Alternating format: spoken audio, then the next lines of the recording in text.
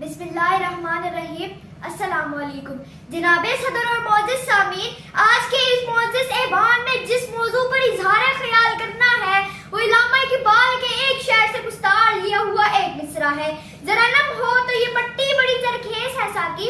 جناب والا، قدرت نے انسان کو اسرار فطرت کا امین بنایا ہے، اسے ناممکنات کو ممکنات میں بدلنے کا حوصلہ بخشا ہے۔ فطرت نے چاند، سورج، ستاروں اور زمین کی وسعتوں کو کوہ صحرا کی بلندیوں کو اس کے قدموں میں ڈال دیا ہے تاکہ یہ اس بزم ہستی کو فطرت کے انوار سے منور کر سکے، سنگلاخ زمینوں سے غلے لالا اگا سکے، دریاؤں کا رخ موڑ سکے، اونچے پہاڑوں کو خاک راہ کی صورت اڑا سکے، اوروں سے زندگی کی بھیک نہ مانگے بلکہ زمانے کی عظمت اور سرفرازی کی سوغات عطا کرے۔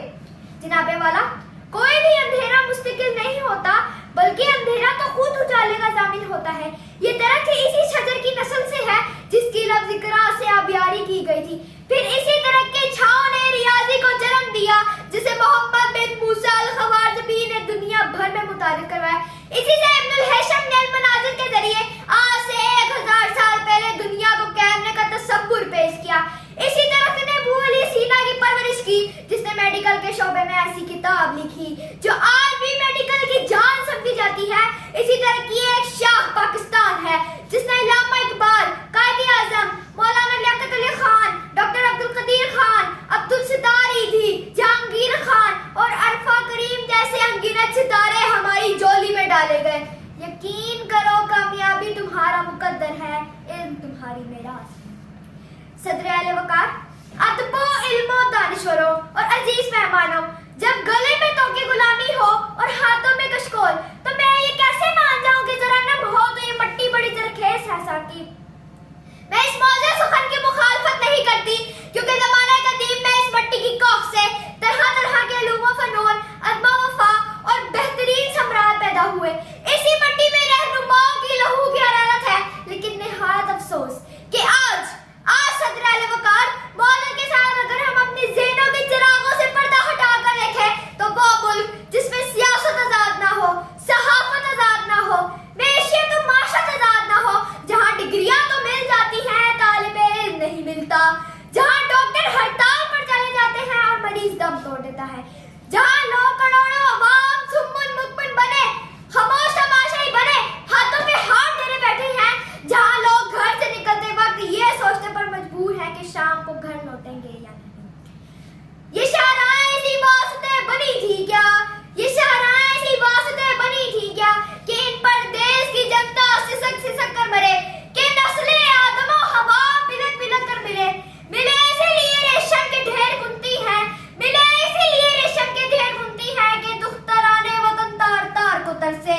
چمن کو اسی لیے مالی نے خون سے سینچا، چمن کو اسی لیے مالی نے خون سے سینچا کہ اس کی اپنی نگاہیں بہار کو ترسے۔ صدر اہل وقار، معاشرے کفر کے ماحول میں تو زندہ رہ سکتے ہیں لیکن ظلم کے ماحول میں زندہ نہیں رہ سکتے۔ ظلم کا نغمہ فیران تھا، غرق ہو گیا۔ آپ مجھے یہ بتائیں صدر اہل وقار، بے حیائی کو فروغ کیوں دیا جا رہا ہے؟ نہریں چڑائے دھوئیں سے آلودہ کیوں ہے؟ مفلس کے گھر میں اندھیرا کیوں ہے؟ ہر طرف لاقانونیت کے ڈیرے کیوں ہے؟ ملک کا آئین تار تار کیوں ہے؟ صدر اہل وقار، ہمیں سچ کو تسلیم کرنے کی ضرورت ہے۔ مجھے افسوس سے کہنا پڑ رہا ہے کہ جب میں وزیرستان کے مظلوم عورتوں، بچوں اور بوڑھوں کی کٹی پھٹی لاشوں کو دیکھتی ہوں اور دوسری طرف قانون کے رکھوالوں کو انصاف نہ ملنے پر خود خوشی کرتی دیکھتی ہوں تو یہ چیخو پکار میری سوچ کے زاویے کو بدل دیتی ہے۔ صدر اہل وقار، ہم اپنے نوجوانوں کو بتائیں کہ اپنی کشتیاں جلاؤ اور طارق بن زیاد کی طرح، برائی کے خلاف جنگ لڑو محمود غزنوی کی طرح، علم کی شمعیں جلاؤ علامہ اقبال کی طرح، جہاد کا جھنڈا بلند کرو برہان وانی کی طرح، غریبوں کی خوشحالی کا پیڑا اٹھاؤ عبدالستار ایدھی کی طرح۔ ہمیں اپنی ترقی کی ذمہ داری لینا ہوگی اور دنیا کو بتانا ہوگا نہیں ہے نا امید اقبال اپنی کشتے ویراں سے، نہیں ہے نا امید اقبال اپنی کشتے ویراں سے، ذرا نم ہو تو یہ مٹی بڑی زرخیز ہے ساقی۔ اور سب کو یہ بتانا ہوگا کہ اس ارض پاک میں کون کون سے قیمتی خزانے پوشیدہ ہیں۔ ہمارے نوجوانوں کی ذہنوں میں علم کے پھوٹتے سرچشموں سے دنیا کو آراستہ کرنا ہوگا۔ ہمیں اٹھنا ہوگا، ہمیں اٹھنا ہوگا، اسی خاک کے خمیر مدینہ کی نظیریں پیش کرنا ہوگی. شکریہ.